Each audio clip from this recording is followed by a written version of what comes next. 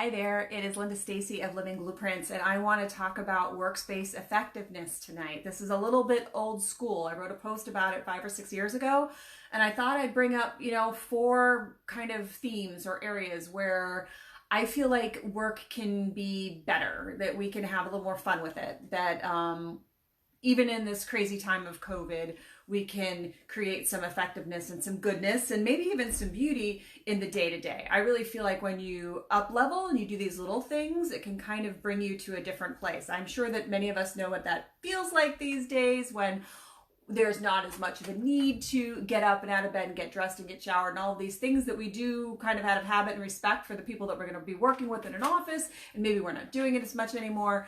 I know for one, just putting earrings on, putting a little bit of makeup on totally changes some things. And that might not be the things for you in terms of what changes the way you show up and the way that you feel about a situation. But I really do feel that anything we can do to our environment or our presence in order to increase or elevate experience is a good thing, and that it's worth it. So I'm going to talk about 4 different things, and there's so many things that can be wrong with any environment no matter where we are. I mean, we can always be picking at the little negative things, and especially now if we've got crazy things going on at home, we're trying to manage either our kids' schoolwork or distractions in the house because a lot of people are trying to do a lot of things.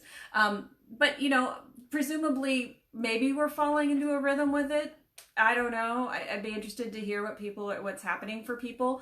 But several years ago, someone approached me after a presentation I was doing, and he was talking about the fact that he can't be effective in his workspace because all the other researchers in his lab are talking loudly all the time, or they're on the phone all the time, so this is a workspace, you're in a workspace. And, I encouraged him actually to have a conversation with these people and see if they could come to an agreement.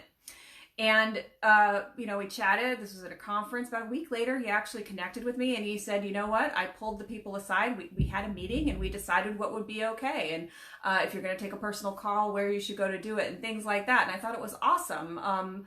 So if you're having these types of situations in your home right now, it's the same kind of thing holds. The problem is when we're close ones, sometimes we might be a little bit prone to just be kind of mean or say things that are that we wouldn't say in a professional environment, maybe. I don't know. Because there's just a different type of, sometimes we say things to our loved ones that we would never say to our coworkers. Isn't that awful? But I do think that if you're continuing to have some issues, by all means, have a conversation about what would be effective for everyone in the environment. We can't just let certain people rule the roost or whatever. Anywho, so I have 4 different things that I think can help make a workplace more effective. I think that pretty things or things that just kind of make you feel like work is a little bit more desirable or interesting. I think any of us, if we were presented with a beautiful corner office with well-appointed furniture and pens and paper, we would totally enjoy that experience. It would bring a different level of presence and engagement in the work. So whatever that means for you, do it for yourself. I mean, I like certain, talk about it all the time. I have a bit of a pen fetish. I like by all means, get yourself some flowers. I've talked about that before, or a special mug or whatever it is. I know one thing for me, I'm going to talk about this in just a second, is keeping the place somewhat just uncluttered. And that can be really hard when you're home and it feels like you're not shifting from space to space at all. But I just want to talk about that in just a second. But again, bring anything that you find nice looking into that space. The things that I wrote down, just kind of brainstorming: a mug, a certain kind of notebook, maybe a pen. Items that remind you of something that was really cool, either in your career or your life. At work, in the office, at my desk, I do have pictures of awesome moments in my life. So what could you bring to your home office that might bring you some other kind of great feeling of some time where you really felt at your best? Wherever you were just bringing it, you were your best self. I already mentioned flowers, and these flowers that are behind me, as you probably know, they're fake, and I've had them since, 2005 or 6, and I'm not someone who usually buys something like that, but I really liked it. I saw it in a Home Goods, and I still kind of got it there, and I like the pop of color that it presents. All these years later, a living plant. I don't have any in this room, but I do in other rooms in the house. A desk lamp too. I have this desk lamp, which I like. I use it certain times more than others, but I've seen some people in corporate offices bring in a little desk lamp, and it can be nice to have an alternate form of light when we're not near a window and all we're working with the fluorescence or whatever company is brought in. So, you know, bring yourself a little light. I mean, I'm loving being at home. A lot of aspects of it, in fact, but the fact that I have a window next to me, which we can see the reflection of right now, is fantastic. I certainly don't have that in the office. The second point, so the first point was just about bringing something that you enjoy or that is nice into your space, something that reminds you of you and your personality, or something that's just beautiful. The other thing, so the thing about clutter, and this is something that I wish I was a little bit better at, but I know that if I just spent 5 minutes even every day just clearing a little bit, it's like these hot spots pop up all over the place. And even, I know every time I take 5 minutes to clear, or when I take more time, maybe on a weekend, once or twice, you know, every other month or something, when I really, really clean it up and then I come back to it, it just feels so much different. It's like, why don't I do that for myself more? Again, this isn't about beating ourselves up, but just about noticing what makes an environment a little bit nicer. So I suggest just 5 minutes here or there. You can even, you know, even if you're doing something kind of tedious on your computer and focused and concentrating for a long time, it can be nice just to, that's a funny word, but you can take a little break, 5 minutes, set the timer, and just clear something for a minute. You'll be doing something physical, totally use a different part of your brain, and you might return to your work with a new idea or something kind of standing out to you in a different way. So I think that's pretty cool. Also, if you've got a lot of paper, and I don't know, if anyone's totally electronic these days, let me know, but I still have a lot of paper. If you're kind of going through and you've got like a lot of clutter, you can just start with a very simple task of making 3 piles, and they are to do, to file, and to toss. And you can just spend either that 5 minutes or maybe 10 minutes sorting those papers. And then at some other time, you can actually do some kind of processing with them. I mean, the toss pile can be thrown out immediately, right? But if there are actions that you have to do in the to-do pile, then you can set a different time for that. Just put it in your calendar, 15 minutes to go through the to-do pile. And things in the to-do pile might be like, you know, registering for something, or like there was a AAA renewal in the mail or something like that. You know, little things that you just have that are behind that don't require immediate attention, but attention at some point. So that's a way to kind of deal with the files. Then the third thing I would say, I just talked about taking a break to file or to sort your paperwork, which isn't that much fun, but these days people are sitting in front of their computers. It sounds like even more from what I'm hearing from people. They're not getting up between meetings like they normally would, maybe going from one office to another or a conference room or something like that. Get up and out of your seat, go outside, go and get the mail, go and get some coffee, do something to change your physicality. It is so important. Sometimes when I'm having a very tedious experience, or some days are just better than others, right?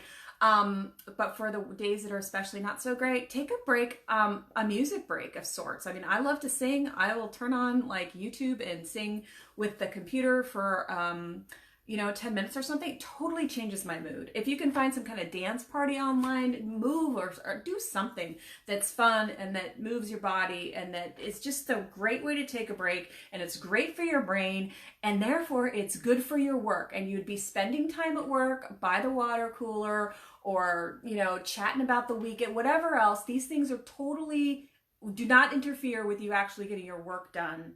I don't think any of us are expected to be automation. We're not machines expected to be connected to our machines for 8 hours straight. We need breaks in order to do good work, to do better work.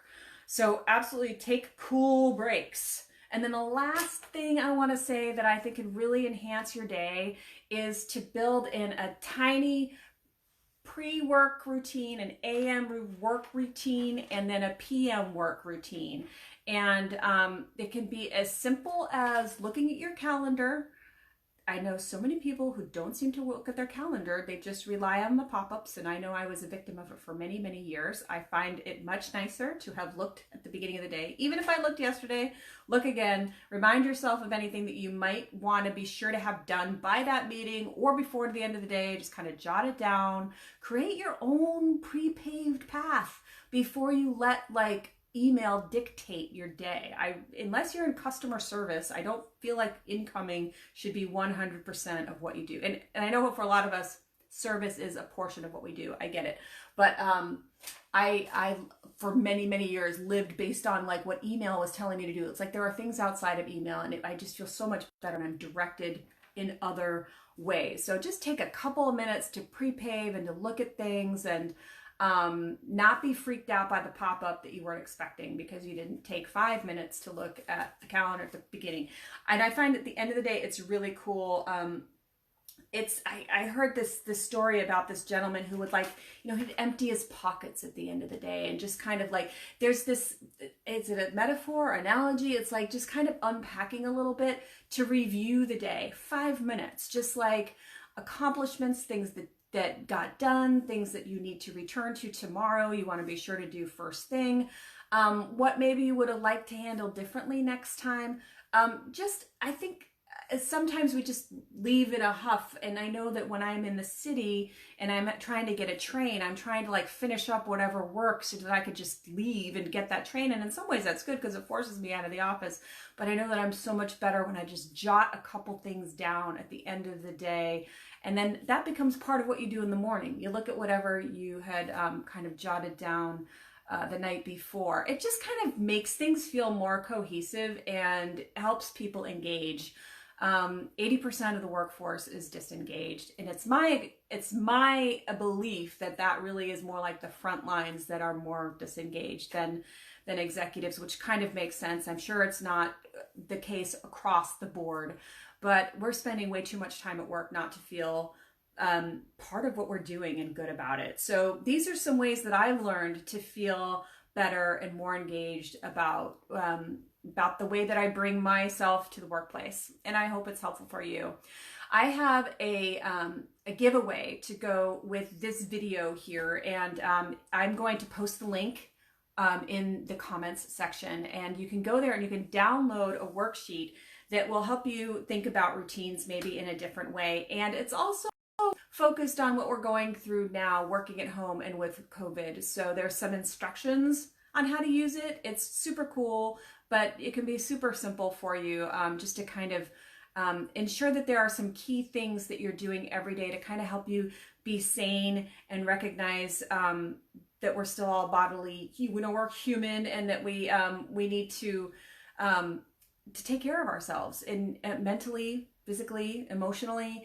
And maybe that worksheet can help you out. So you can download it from the link that I am going to post with this video. If you're watching this on YouTube, I'd love it if you would subscribe to the channel. And I will catch you again next week. Bye-bye.